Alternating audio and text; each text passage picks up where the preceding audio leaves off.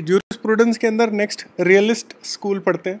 Realist school दो जगह पे चला, एक स्कैंडिनेविया में और एक अमेरिका में। स्कैंडिनेविया जो यूरोप का नॉर्दर्न रीजन है, वहाँ पर इसके थ्योरेटिकल एस्पेक्ट्स जो डेफिनेशन ऑफ लॉ और लीगल प्रिंसिपल्स पे अभी तक एम्फोसिस करते थे, उसकी डेफिनेशन और थ्योरेटिकल एस्पेक्ट्स पे ध्यान दिया गया। अमेरिका के अंदर इसकी प्रैक्टिकल इम्प्लीमेंटेशन और उसके क्या नतीजे निकलते हैं उसके ऊपर ध्यान दिया। दोनों चीज़ों के अंदर जो कॉमन था वो ये था कि रियलिटी ऑफ द वर्ल्ड, उसके अंदर लॉ जब लगता है तो क्या असर होता है, ये स्टडी करना ज़रूरी था। तो शुरू करते हैं डेफिनेशन से। तो जो कॉमन डेफिनेशन निकलती है वो है study of law in action, experience of it and contributing factors.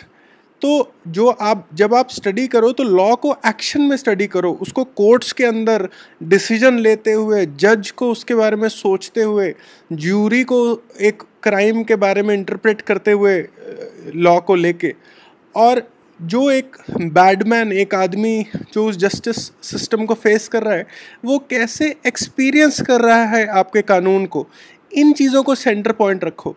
और फिर इस चीज़ के लिए जो कंट्रीब्यूटिंग फैक्टर्स हैं उनको आप स्टडी करो। तो law is the decision of court और feeling of justice and experience of it पे फोकस करो कि जब एक आदमी ने एक्सपीरियंस किया, ये थ्योरेटिकल एस्पेक्ट है जो स्कैंडिनेविया से आया है, कि एक व्यक्ति जो कोर्ट रूम से बाहर आया तो क्या उसको लगा कि उसके साथ जस्टिस हुआ है, क्या उसका एक्सपीरियंस किया। तो इस चीज़ के लिए जो कंट्रीब्यूटिंग फैक्टर्स हैं वो वैलिडिटी ऑफ लॉ भी आता है कि एक कानून जिसको लॉ लागू किया हुआ है, क्या जज ये मानता है कि ये लॉ सही है।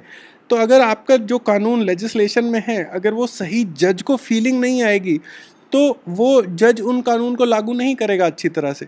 और फिर जिस आदमी के ऊपर उस लॉ को लेके और रूल किया गया, क्या उसको फीलिंग थी कि ये मेरे साथ चाहे बुरा हुआ चाहे अच्छा हुआ लेकिन सही था, मैं डिज़र्व करता था ये। तो इस तरह के थ्योरेटिकल एस्पेक्ट्स जो थे वो आपके स्कैंडिनेविया के अंदर स्टडी हो रहे थे, और इसके प्रैक्टिकल एस्पेक्ट्स के, इन ह्यूमन बायसेस को कैसे हटाया जाए और एक सोशल बायसेस कैसे इनसे निपटा जाए, इसको अमेरिका स्टडी कर रहा था। हम आगे इन चीज़ों का डिफरेंस को बेहतर समझ पाएंगे। Scandinavia focused on theoretical aspects, American focused on practical. American school को पहले पढ़ते हैं। तो जो रियलिस्ट स्कूल है उसका ओरिजिन होम्स और ग्रे करके दो प्रोफेसर थे यूएस में, उनके साथ हुआ। प्रैग्मेटिज्म के जहाँ पे ज़्यादा ऊंची बातों की ना दिमाग रख के ग्राउंड रिसर्च और एक scientific measure of cause and effect, इस पे फोकस किया जाए, ये फिलॉसफी चल रही थी दुनिया में उस समय। तो उस फिलॉसफी को इन्होंने बेसिस बनाया। अमेरिका के अंदर जो सुप्रीम कोर्ट होता है, that is the final authority to interpret and जज वैलिडिटी ऑफ लॉ। तो कानून की वैलिडिटी भी सुप्रीम कोर्ट चेक करता है। तो इतना ज़्यादा सिग्निफिकेंट सेटअप था कोर्ट्स का, जहाँ पे कोर्ट्स की इतनी ज़्यादा इंपॉर्टेंस थी अमेरिका के अंदर, तो उन्हें तो एक रियल लॉ कैसे ऑपरेट करता है इस चीज़ को, या कोर्ट्स की जो इम्पोर्टेंस थी in the implementation of law, उसको स्टडी करने की ज़रूरत महसूस होनी ही थी। तो अमेरिकन्स कहते हैं लॉ एज व्हाट जज डिक्लेयर्स, जो जज ने बोला वो है law, decision of the court वो है लॉ। इसमें बहुत सारे नॉन लॉजिकल फैक्टर्स आते हैं, पर्सनालिटी एंड पर्सनल व्यूज़ आता है, ये इनको स्टडी करना ज़रूरी है जूरिस्प्रूडेंस में। Badman cares only for what the जज विल डिक्री, तो उसको कोई भी, ये ग्रे कहता है अमेरिकन जूरिस्ट, कि अगर मैं कोई क्राइम करने की आदत रखे हुए हूँ तो मुझे सिर्फ इस चीज़ से फर्क पड़ता है मुझे जज सज़ा कितनी देगा, आप उससे ऊपर के क्या विचार ले रहे हो, इस पर बैडमैन पे कोई असर नहीं है। जेरेमी फ्रैंक एक यूएस का जज था, थोड़ा साइकोलॉजिकल एस्पेक्ट में ये चले गया, तो ये कहता है कि certainty of law is a myth, कि आप भूल जाओगे कानून से आपको एग्जैक्ट साइंस मिलेगी कि आपने ये क्राइम किया तो ये आपको सज़ा मिलेगी, ऐसा होता नहीं है। और law is a constructive work at the hands of lawyers and जजेस, कि जब एक लॉयर एक केस को पकड़ता है तो उसकी अंदर वो कानून कैसे लगाएगा या कैसे वो अपने क्लाइंट को बचाएगा, इसके बारे में वो बहुत, उसके हाथ में वो ताकत है। और सिमिलरली जज के हाथ में भी बड़ा एक कंस्ट्रक्टिव फंक्शन है जहाँ वो अपने मन से अपने दिमाग लगा के काफ़ी असर डाल सकता है। तो इस कंस्ट्रक्टिव फंक्शन को जेरेमी फ्रैंक ने वो किया। खुद भी एक यूएस जज था। जो लिवलिन है, तो लिवलिन का जो understanding of in importance in American realist school बहुत ज़्यादा है, तो इसको थोड़ा हम डिटेल में पढ़ेंगे। तो उसने थोड़ा थ्योरेटिकल एस्पेक्ट में बोल रहा है law is means to a social end, कि आप सोसाइटी में क्या अचीव करना चाहते हो। पहली बात तो ये मान जाओ कि कानून उसके लिए बना रहे हो आप। तो जिस तरह की सोसाइटी, अब अगर आपके दिमाग में एंड इन माइंड था तो क्या वो बनी या नहीं बनी, इसके सारे स्कोप को अब जूरिस्प्रूडेंस के अंदर वो आ जाएगा। Law and society are in flux. तो आप जो सोसाइटी है वो एक डायनामिक सोसाइटी है, उसके अंदर हर रोज़ कुछ ट्रांसफॉर्मेशंस आ रही हैं। तो लॉ का भी एक idea of law should also be in transit या इन फ्लक्स। ये प्रैक्टिकल रियलिटीज़ हैं। लॉ एज इज़, तो कानून कर क्या रहा है, और ये स्टडी तब कर सकते हो जब बिल्कुल नैरो कर दो स्कोप। तो एक मर्डर केसेस आप स्टडी करो, या मर्डर इन पर्टिकुलर सेटअप, ड्रग्स के अंदर माफिया में मर्डर्स कैसे होते हैं उसको आप स्टडी करो। आप उसके अंदर देखो कि क्या आपका कानून सही जस्टिस कर रहा है कि नहीं कर रहा बाय एंड लार्ज। तो इस तरह के आप कॉज एंड इफेक्ट को स्टडी करने के लिए साइंस में क्या करते हो, आप बिल्कुल छोटे छोटे एक्सपेरिमेंट करते हो और उससे फिर आप नतीजे निकालते हो। तो इस तरह से वो स्कोप को नैरो करने की बात कर रहा है ताकि specific correlation of situation facts कर सको, कि आपका जो सिचुएशन है उस किस सिचुएशन का क्या के साथ कौन सा आपकी लीगल प्रिंसिपल जुड़ के और क्या आपका डिसीजन आएगा, ये इसका ताना बाना आपका बिल्कुल स्पेसिफिक हो पाए। आगे चलते हैं स्कैंडिनेवियन स्कूल की। स्कैंडिनेवियन स्कूल में जो आपको नाम याद रखने हैं वो है एक हैगरस्टॉर्म और एक ऑलिव क्रोना। तो इनके मैं क्लब करके इनके पॉइंट्स आपको हाईलाइट कर रहा हूँ कि अब हमने देखा कि स्कैंडिनेवियन जो ये यूरोपियन कॉन्टिनेंट था, इसके अंदर थ्योरेटिकल को से ज़्यादा प्यार था इन लोगों को। तो जो थ्योरेटिकल एस्पेक्ट ऑफ लॉ को के ऊपर इन्होंने दिमाग लगाया। तो ये कहते हैं एक्चुअल यूज़ की को फर्स्ट प्रिंसिपल्स के साथ इंक्लूड करो। तो आप इस फाइन पॉइंट को समझो कि ये एक्चुअल में जो जैसे हम पहले स्कूल्स में देख रहे थे जूरिस्प्रूडेंस के अंदर, जहाँ वो डेफिनेशंस के साथ ट्रीट उनको चेंज करने की कोशिश करते थे, तो ये स्कैंडिनेवियन के अंदर हैगरस्टॉर्म और ऑलिव क्रोना भी सिर्फ डेफिनेशन ही चेंज करना चाहते थे। इनकी एक्चुअल इम्प्लीमेंटेशन और प्रैक्टिकल एस्पेक्ट्स को स्टडी करने की इंटेंशन नहीं थी। ये सिर्फ डेफिनेशन के अंदर जो चीज़ें कमी इनको लग रही थी उन डेफिनेशंस को हिलाना चाहते थे। ये डिफरेंस है स्कैंडिनेवियन और अमेरिकन के अंदर। अमेरिकन ने उसके बेसिस पे एक्चुअल जूरी बनाई, एक्चुअल इम्प्लीमेंटेशन बनाई, एक्चुअल लॉज में चेंज किया। स्कैंडिनेवियन वालों ने सिर्फ स्टडी किया। तो स्टडी वो क्या कहते हैं कि आप नेचुरल लॉ में कोई आप मान के चलते हो कि नेचर से डिराइव करोगे प्रिंसिपल्स, या आप पॉजिटिव में आप एक अलग डेफिनेशन दे रखी हो। तो ये सारे जो अभी तक की डेफिनेशंस थी, उन डेफिनेशंस में एक्चुअल यूज़ और इम्प्लीमेंटेशन कैसे हो रही है और उसका सोसाइटी के ऊपर कैसे उसकी प्रभाव जा रहा है, ये कहीं स्टडी नहीं हुई थी। तो ये सिर्फ इतना कहना चाहते थे कि उन चीज़ों को भी स्टडी करना आप शुरू कर दो। यहाँ से इनका पॉइंट शुरू होता है और यहीं ख़त्म हो जाता है लगभग।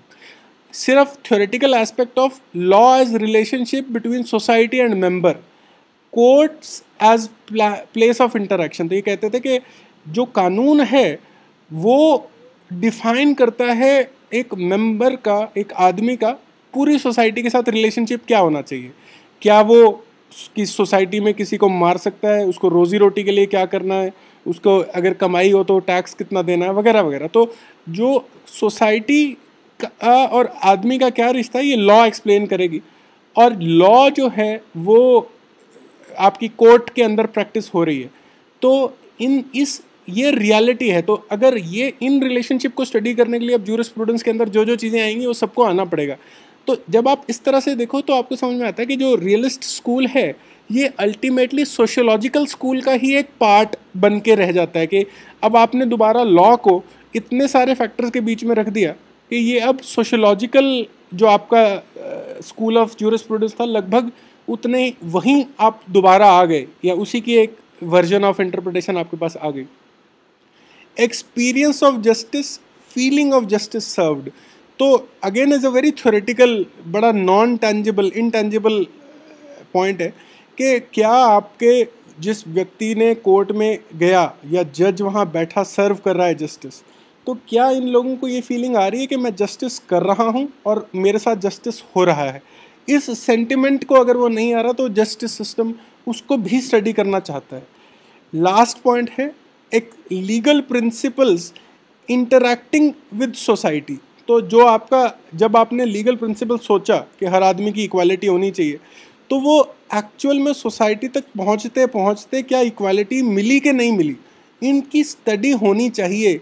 स्कैंडिनेवियन स्कूल लगभग यहाँ ख़त्म हो जाता है। तो अब हम पढ़ते हैं जो characteristic of realist school. Characteristic of realist school जो है, अब ये कॉमन आएगा। तो पहली चीज़ तो ये है कि इसकी अब रिसर्च, अब हमने कह दिया इतना बड़ा स्कोप है, तो रिसर्च किस चीज़ की करें। पहला पॉइंट है केस लॉज की स्टडी करनी शुरू करो कि आपके पास, आपको कानून ने कैसे इंटरप्रेट किया और क्या जजमेंट दिया आपके पास मौजूद है। तो आप उसको स्टडी करके कॉज एंड इफेक्ट बना सकते हो। जैसे उसने कहा है कि आपका नैरो डाउन स्कोप कर सकते हो आप, और लिवलिन ने कहा है आई थिंक, तो जो लिवलिन कह रहा है कि तो इसके हिसाब से केस स्टडी को स्टडी करना पहली चीज़ है। सेकंड इज के पर्सनालिटी ऑफ जज। तो आप किस व्यक्ति को जज बना रहे हो उसकी पर्सनालिटी को स्टडी करो और उसका डाटा निकालो कि अगर वो जज बायस्ड है या उसके अंदर और कोई ट्रेट्स इस तरह के हैं जो उसे फिट फॉर बीइंग अ जज नहीं बनाता। सिमिलरली जैसे यूएस में जूरी होती है तो उस जूरी के भी पर्सनालिटी स्टडी करो। प्री लेजिस्लेशन एक्टिविटीज़ को भी स्टडी करो। तो आपके पास कानून बनाने से पहले जितनी चीज़ें आ रही हैं वो भी स्कोप के अंदर आ गई। एक्टिविटीज़, लेजिस्लेशन अपने आप को स्टडी करो कि उसने कानून क्या पास किया पार्लियामेंट ने। Activities of administrative body study करो कि जो भी कानून को उसको इम्प्लीमेंट कर रहा है, एसडीएम के कोर्ट्स हैं जैसे इंडिया में, सेशन कोर्ट्स हैं और कोर्ट्स हैं, इन सब कोर्ट्स को स्टडी करो। तो ये सारी अब पार्ट ऑफ ज्यूरिस्प्रूडेंस हो गया एक तरह से। Emphasis on social effects of law, कि कानून से अब आपके एक्चुअल सोशल इफ़ेक्ट क्या हो रहा है। आपने एक आदमी को सज़ा दी, बाकी सबकी साइकोलॉजी पे क्या असर पड़ा, वगैरह वगैरह। Law is life in organised society. तो जो ज़िंदगी हम जी रहे हैं एक ऑर्गेनाइज्ड सोसाइटी में, ये लॉ तो डिफ़ाइन कर रहा है कि अगर हम अल्टीमेटली स्कूल जाके गाड़ी किस तरफ चलाते हैं, बिजली का बिल किस रेट पे करते हैं, अपने ड्राइवर को कैसे ट्रीट करते हैं, क्या हम चाइल्ड लेबर को यूज़ करते हैं या नहीं करते, अपने पेरेंट्स से हमारी इनहेरिटेंस का क्या है, ये सारी जो आपकी ऑर्गेनाइज्ड सोसाइटी के ट्रेड्स हैं वो आपकी लाइफ के हर एस्पेक्ट, कितनी स्पीड पे हम गाड़ी चलाते हैं वगैरह वगैरह, ये सारी चीज़ें इन एन ऑर्गेनाइज्ड सोसाइटी एक आदमी की जो लाइफ है वो कानून ही बताता है broadly. Law as directives for courts, तो अल्टीमेटली जो आपका जो एक्चुअल लेजिस्लेशन है ये legislation is directions for the courts. तो कोर्ट्स को किस तरह से फैक्ट्स को इंटरप्रेट करना है उस नॉर्म्स को बताने के लिए लेजिस्लेशन लिखा गया है, कानून लिखा गया है। So these are the characteristics of realist school. आगे पढ़ते हैं अमेरिकन वर्सेस स्कैंडिनेवियन रियलिज्म में क्या फ़र्क है। तो अमेरिकन रियलिज्म की कैरेक्टरिस्टिक्स ये है, pragmatism and behaviourism of functional law, के सिर्फ भूल जाओ किसी आइडियल को, भूल जाओ किसी और थ्योरेटिकल कॉन्सेप्ट को, फर्स्ट प्रिंसिपल को, सिर्फ आपकी जो लॉ है उसने इम्प्लीमेंट, उसको प्रैक्टिकल बनाने की कोशिश की है, तो थ्योरेटिकल और उसको ज़्यादा एब्स्ट्रैक्ट से हटा दिया।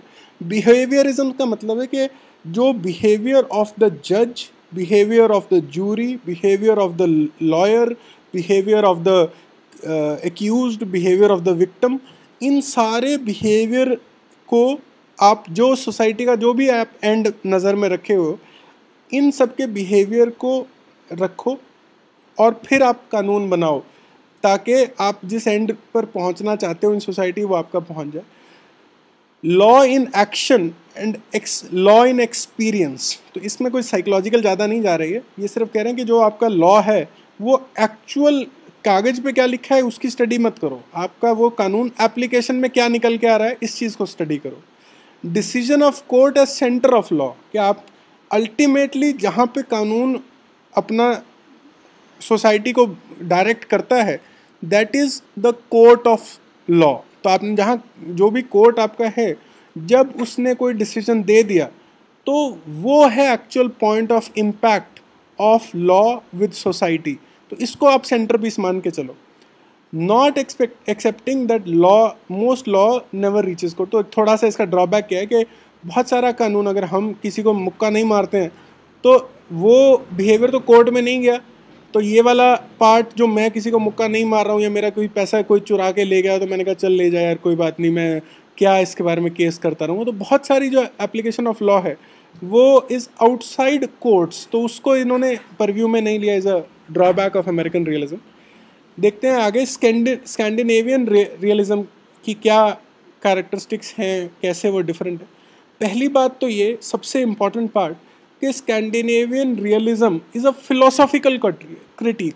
तो ये दोबारा और खुद को रियलिज्म और रियलिस्टिक बताने के बावजूद अल्टीमेटली उस रियलिज्म का एक फिलोसॉफिकल पर्सपेक्टिव ले रहे हैं इस तरह कि इनको एक्चुअल में उसको बनाने के लिए क्या स्टेप्स लेने उससे नहीं है। ये सिर्फ एक फिलोसॉफिकली उसको कहते हैं कि भाई आप रियल एस्पेक्ट को भी देखना चाहिए लॉ के अंदर। और इसी तरह से ये जो मेटाफिजिकल फाउंडेशन ऑफ लॉ थी, जहाँ पे आप इवन कॉन्सेप्चुअली, तो ये इनकी कंट्रीब्यूशन क्या है, इनकी कंट्रीब्यूशन है कि इससे पहले तो सोसाइटी का लॉ के साथ इंटरेक्शन क्या होगा और उसका क्या नतीजा आएगा, इसको इवन थ्योरेटिकली नहीं मानते थे लोग, नहीं एक्सेप्ट करते थे। तो इन्होंने थ्योरेटिकली एक बैटल जीती, जहाँ पे ये एक सोसाइटी के अंदर मेंबर एक्सपीरियंस कैसे कर रहा है लॉ, और उसके अंदर वो फीलिंग ऑफ जस्टिस आ रही है या नहीं आ रही, इसको ज्यूरिस्प्रूडेंस के स्कोप में लाया। इसको लॉ क्या है और क्या होनी चाहिए इसके स्कोप में इन्होंने इंक्लूड करवाया उसको। तो इन्होंने ऑफ कोर्स रिजेक्ट किया down to earth approach of American realists के आप एक एक्चुअल में केस स्टडी आप टिंकर करो, जूरी को आप उस तरह से स्टडी करो। तो इतना प्रैक्टिकल एस्पेक्ट को इन्होंने नहीं को रिजेक्ट किया कि डाउन टू अर्थ आप पूरा चीज़ों को एक्चुअल में इम्प्लीमेंट करने लग जाओ, उस इम्प्लीमेंटेशन से क्या आपके नतीजे निकलते हैं, लॉ की लैंग्वेज को ईजी बना दो वगैरह वगैरह। तो इस हद तक ये नहीं गए एब्स्ट्रैक्ट।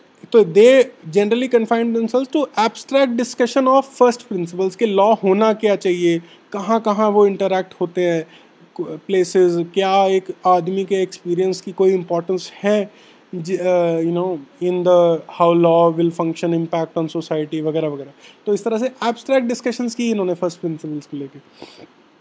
तो क्रिटिसिज्म क्या है पूरी रियलिस्ट स्कूल ऑफ लॉ की, एक तो ये undermines importance of legal principles. तो ये एक तरह से एक सर्कल में फंस जाते हैं कि जब आपका लॉ, एक आपका जज एक जजमेंट दे रहा है, तो ये सिर्फ ये कह रहे हैं कि वो जजमेंट कंसिस्टेंट नहीं है, आप पहले नहीं प्रेडिक्ट कर सकते कि वो जज क्या बताएगा, क्योंकि वो ह्यूमन फैक्टर्स पे डिपेंड करता है।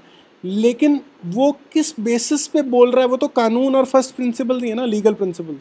तो वो लीगल प्रिंसिपल्स को अब अगर आप हटा दोगे और आप सिर्फ उस जज के हाथ में दे दोगे कि तुम अपने इमोशंस के हिसाब से दे दो या तुम अपनी अंडरस्टैंडिंग ऑफ सोसाइटी के हिसाब से दे दो, तो ये चीज़ एक डेंजरस, एक एक्सेप्टेबल नहीं है। अभी तक की सारी लीगल हिस्ट्री, लीगल थ्योरी थी कि लीगल प्रिंसिपल्स को एस्टैब्लिश करो, सोसाइटी के नॉर्म्स को एस्टैब्लिश करो, और उसको इम्प्लीमेंट करने की जगह आपने लास्ट में आके ये कह दिया कि हम तो कर ही नहीं सकते, ये तो जज पे डिपेंड करेगा और जज तो हमेशा अपना पर्सनल व्यू रखेगा ही, तो इसलिए ये लीगल प्रिंसिपल की अब ज़रूरत ही नहीं है, अब तो वो जज को ही ट्रेन करो या इस तरह से। तो आपने एक तरह से अंडरमाइन कर दिया जो लीगल प्रिंसिपल्स की इम्पोर्टेंस थी। और इसका कारण क्या है कि जो अल्टीमेटली अगर आपने एक अच्छे ले डाउन किए हुए हैं लॉज, तो कोर्ट के डिसीजंस एक्चुअल में प्रिडिक्टेबल भी हैं। क्या एक आदमी मर्डर करेगा, उसके खिलाफ एविडेंस है, उसको सब लोगों ने देख रखा है, तो कोर्ट उसको छोड़ थोड़ी ना देगी। हो सकता है उसको 14 साल की सज़ा ना दे, 12 साल की दे दे, 12 साल की ना दे, 7 साल की दे दे। तो कुछ वेरिएशन तो है उस ह्यूमन फैक्टर की वजह से, मगर अनप्रिडिक्टेबल कहना शायद ठीक नहीं हो। Law in action is outside courts too. तो जो अगर इवन रियलिज्म की भी बात मान लें, रियलिस्ट की भी बात मान लें, तो भी इन्होंने तो कोर्ट से आगे नहीं गए हैं ये एप्लीकेशन ऑफ लॉ में। तो सोसाइटी के अंदर तो लॉ की एप्लीकेशन हर जगह ही है। अगर एक आदमी दूसरे को कहता है तू ऐसा मत कर, मैं तेरे पे केस डाल दूंगा, चाहे वो केस झूठा ही हो, तो या एक पुलिस वाला किसी और को कहता है मैं तुझे अंदर कर दूंगा, तो वो सारे भी तो aspect of somewhere law in action ही हैं, चाहे वो मिसयूज़ के ये एक्शन। तो ये सारे जो आउटसाइड कोर्ट को रियलिस्ट ने भी फोकस नहीं किया, is a drawback of realist school. Local not universal approach. तो ऑब्वियसली जब आपने इतने ह्यूमन फैक्टर्स डाल दिए तो ह्यूमंस तो कल्चर से बहुत ज़्यादा जुड़े हुए होते हैं. तो आपने यूएस के अंदर अलग कल्चर से जुड़े हैं, इंडिया के अंदर अलग कल्चर से जुड़े हैं, तो आपने एक जो यूनिवर्सल एप्लीकेबिलिटी थी प्रिंसिपल्स की, यूनिवर्सल नेचर थी चीज़ों की, उसको अब आप कर ही नहीं सकते. अब तो अल्टीमेटली लोकल ही होंगे कोर्ट्स और लोकल ही अप्रोच होंगी. तो that is again a drawback, which is not true कि अल्टीमेटली हर एक का अगर हम इक्वालिटी फॉर ऑल, रेसिज्म की and, fundamental principle, freedom of speech, ये तो सब हम यूनिवर्सल मान के चलते हैं. ये अगर किसी लोकल कम्युनिटी में ये चीज़ें पॉसिबल नहीं होंगी तो उनको छोड़ थोड़ी ना सकते. We have to find a way. तो इनकी कॉन्ट्रीब्यूशंस क्या थी इन दी एंड?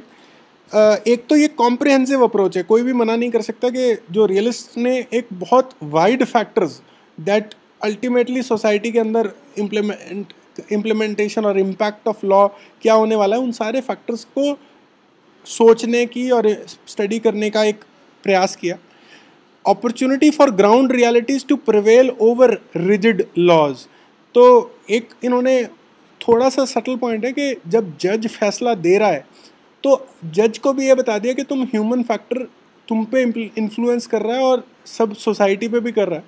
तो आप उससे ओवरकम करने की जगह अगर आप उसको एक्सेप्ट कर लो तो एक रिजिड लॉ को आप आंख बंद करके इम्प्लीमेंट करो. इससे अच्छा आप जो एक सोसाइटी इन फ्लक्स है और तो लॉ को भी इन फ्लक्स इम्प्लीमेंट करो. तो अगर ये आपको लग रहा है कि इस इम्प्लीमेंटेशन में एक ह्यूमन फैक्टर की ज़रूरत है तो आप उस ह्यूमन फैक्टर के बेसिस पे डिसीजन ले सकते हो. तो कहीं ना कहीं ये एक्सेप्टेंस थी इन गिविंग जज more liberty and lawyer more liberty for implementation of law also.